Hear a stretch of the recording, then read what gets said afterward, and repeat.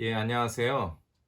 이 시간에는 천당 간증에 대해서 말씀드리려고 합니다. 여러분, 천당 갔다 왔다는 간증 들어보신 적 있습니까? 예, 많은 사람들이 천당 갔다 온 간증들을 합니다. 한국 사람들이 천당 간증을 하면은 대부분 뭐 맨션이라든지 호화로운 그런 주택이라든지 이런 것이 등장하고요. 서양 사람들이 천당 간증을 하면은 이런 정원이나 뭐 이런 그 아름다운 자연 풍경 이런 장면들이 많이 등장을 합니다. 어, 이 세상 삶에서 자신들에게 부족한 것들을 이 천당을 통해서 좀 보완하고 싶은 그런 마음이 있어서 그런지 모르겠습니다. 자, 사람들이 천당을 갔다 와서 간증을 하는데 우리가 관심을 갖는 것은 과연 성경에는 천당을 어떤 모습으로 묘사하고 있는지에 관심을 갖는 것입니다. 자, 성경에는 천당을 다녀온 사람에 대해서 2명 기록하고 있습니다. 고린도서 12장에 한 명이 있는데요. 사도 바울로 추정되지요. 예, 낙원으로 채어 올라가 말할 수 없는 말들을 들었는데 중요한 것은 그 다음에 나옵니다. 사람이 그것들을 말하는 것은 법에 어긋나느니라. 고린도서 12장에서 셋째 하늘 파라다이스 낙원에 갔었는데 그 이상 아무것도 말하고 있지 않습니다. 자, 이것이 첫 번째 신약에서 천당 다녀온 사람의 간증이죠. 자, 두 번째는 우리가 계시록에서 볼 수 있는 사도 요한입니다. 자, 요한계시록 4장에 보시면은 1절에 하늘에 한 문이 열려 있더라. 자, 계시록을 읽으실 때는요. 열린다는 표현에 주의하셔야 됩니다. 계시록이라는 책 자체가 열어서 보여준다는 책입니다.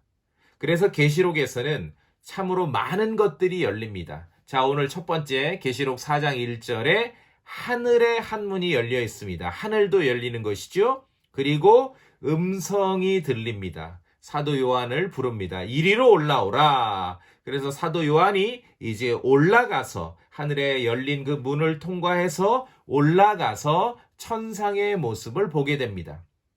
자, 계시록 4장 2절에 이어서 기록하기를 내가 즉시로 영안에 있었는데 보라 하늘에 한 왕좌가 놓여 있고 자, 하늘의 문이 열렸습니다. 사도 요한이 위로 올라갔습니다. 자, 고린도후서 12장에서는 사도 바울로 우리가 추정할진데 셋째 하늘 파라다이스를 갔다 왔다는 것 이상으로 아무것도 기록하지 않았습니다. 그런데 계시록 4장에서는 사도 요한은 올라가서 천당의 모습이 어떠한지를 자세히 기록합니다. 첫 번째 나오는 것이 무엇이죠? 보라, 하늘에 한 왕좌가 놓여 있고 그 왕좌에 한 분이 앉아 계시더라. 왕좌를 본 것입니다. 그리고 그 왕좌에 앉으신 분을 목격한 것입니다. 자, 어디가 천당입니까? 어디가 셋째 하늘이고 어디가 파라다이스지요? 그 가장 중심에 가장 주요한 위치에 왕좌가 있지 않으면은 그곳은 천당이 될 수 없는 것입니다. 그래서 계시록 4장에 사도 요한이 하늘의 문이 열리고 위로 올라가서 첫 번째 목격한 것은 왕좌입니다. 그리고 그 왕좌에 앉으신 분입니다. 그 앉으신 분의 모습이 어떠함은 계속 설명하고 있습니다. 자, 사람들이 천당에 다녀왔다라고 간증하는 것과 성경 기록이 강조하고 있는 그 초점이 다르다는 걸 아시겠습니까? 그리고 나서 왕자 둘레에 24 장로가 있는 것을 목격하게 됩니다. 그리고 7 등불이 타고 있고요. 왕자 앞으로 수정 같은 유리바다가 펼쳐 있고 그리고 왕자 주변에 4 짐승이 왕좌를 호위하고 있는 그러한 모습을 성경은 기록하고 있습니다. 자, 이제 5장으로 쭉 가시면은 왕자와 짐승과 24 장로들을 둘러싼 수많은 천사들이 또한 있다라고 기록하고 있는 것이죠. 자, 이것이 사도 요한이 하늘로 올라가서 목격한 천상의 모습입니다.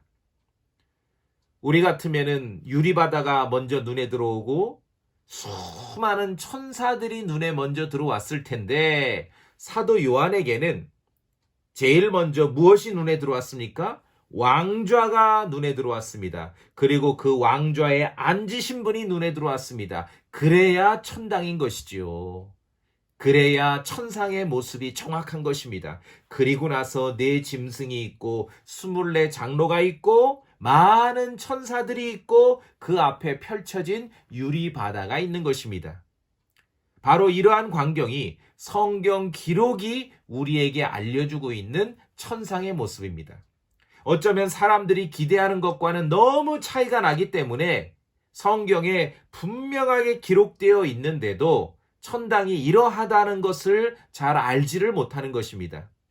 그래서 어떤 사람들이 내가 천당 갔다 왔다 하면은 그런 이야기에 귀를 기울입니다. 그러나 성경 기록과는 전혀 다르지요. 아무리 들어봐도 왕좌를 목격하고 왔다는 사람을 제가 들어본 적이 없습니다. 자, 그러면 이제 어떤 분이 질문을 해요. 이상합니다.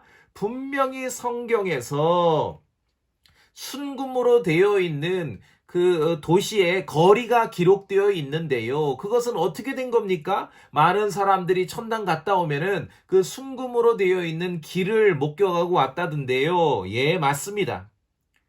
순금으로 되어 있는 도시의 길이 묘사된 그곳은 바로 새 예루살렘인데 중요한 것은 새 예루살렘은 계시록 21장 저 뒤에 가서 21장에서야 기록되어 있다는 것입니다. 21장은요. 1000년이라는 기간도 끝나고서 새 하늘과 새 땅이 펼쳐진 다음에 이제 새 예루살렘의 모습이 기록되어 있습니다. 그야말로 새 예루살렘의 모습은 사람들이 기대하고 천당 간증에 많이 등장하는 그 도시의 거리는 순금이며 맞습니다.